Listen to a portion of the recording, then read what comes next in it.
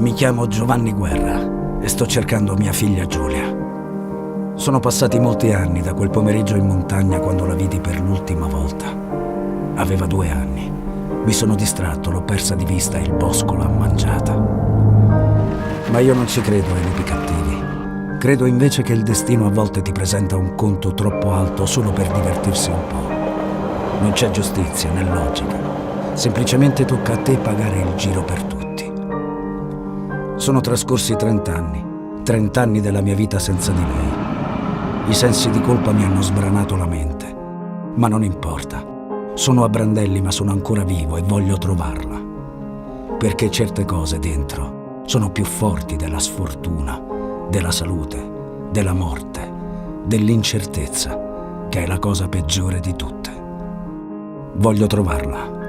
Voglio trovare Giulia.